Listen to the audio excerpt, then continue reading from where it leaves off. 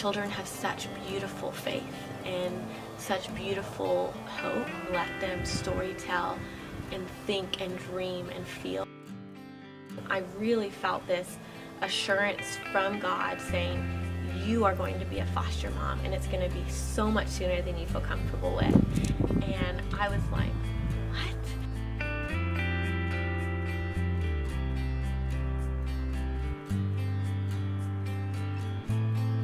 So I've been working for Austin Angels since November of 2015, and at first when I got hired as an intern, I really was passionate about Susan, the founder and CEO of the nonprofit. Susan Ramirez had walked away from a career in the corporate sector of selling homes. She was making like over 6 figures, extremely successful, and she walked away to start a nonprofit and wasn't taking a paycheck, like quit her job, wasn't getting paid, and was just about the work and was extremely passionate. And Susan's the type of person that's like, if she's going, you want to follow. So I started Austin Angels in 2010, not with the intention that it would be a nonprofit, but just that it would be a place where people could come and volunteer. And so I never really even thought that I could dream as big as what it is today. Our mission is to create community around foster children so that they grow up to be who God had always intended them to be. Not everybody is called to foster, and not everybody's called to adopt, but everybody can play a role and make a difference in a child's life. That we have the ability to change their lives. So if we're waiting for the government to do it, then it's never going to happen, because the government cannot mandate love, but we can. And we do, and that's why children are rising to their fullest potential.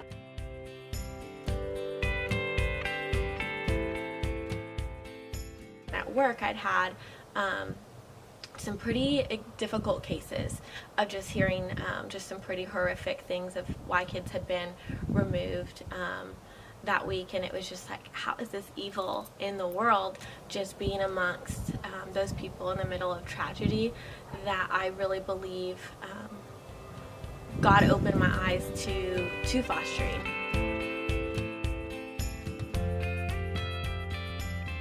When she came to me and said she wanted to be a foster mom, I was obviously emotional about that, because I feel like this is what God has put me on this earth to do, was to do exactly what I'm doing. So to have somebody like Kathleen shoulder the weight and the responsibility feels exciting, it feels humbling. Kathleen was our very first intern that we ever had at Austin Angels, and she set the bar so high. So she is just the most unique young adult I think I've ever met.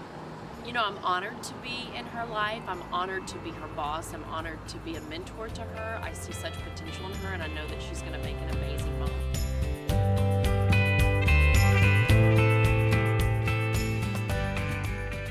So I sat my mom down, and we're just kind of talking, and I'm like, so Mom, and I'm gonna be a foster mom pretty soon. And I didn't know the timeline at the time, but it was like within the next 2-ish years.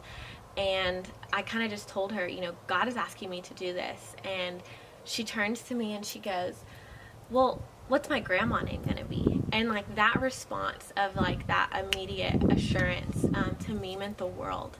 And she's been extremely encouraging the entire step of the way.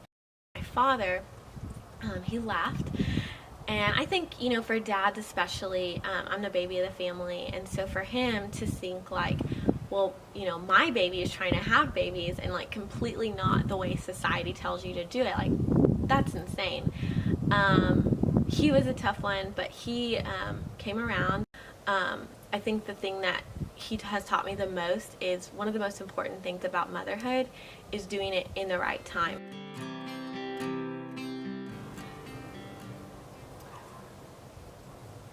I think one of my biggest fears is there not being a father figure. I think right now in society, one of our biggest issues is fatherlessness.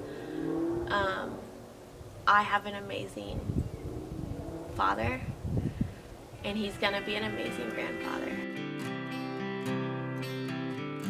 To me, I think a loving home is a home that is full of life, a home that is an open door. I want them to see that more than just your foster mom cares for you, but her tribe cares for you. I think it's diversity. I think it's loud music. I think it's singing karaoke in the kitchen while I'm teaching them how to cook. I think it's being aware of where they come from, being sensitive to the foods that they like. I think it's being willing to be uncomfortable for their sake. I think it's hard conversations. Most likely they're going to be of different skin color. Most likely they're going to come from different cultural backgrounds. So am I being safe? Am I being open? I think it's communicating to them, no matter what, I love you. Nothing you could say or do could change that. I think it's when they run down the street because they were triggered, I run after them and don't stop. And I know this to be true. Like, my story will inspire others to foster and to adopt. When you say yes and when you're obedient to what the Lord has called you to, He begins to move in your life in like really crazy ways.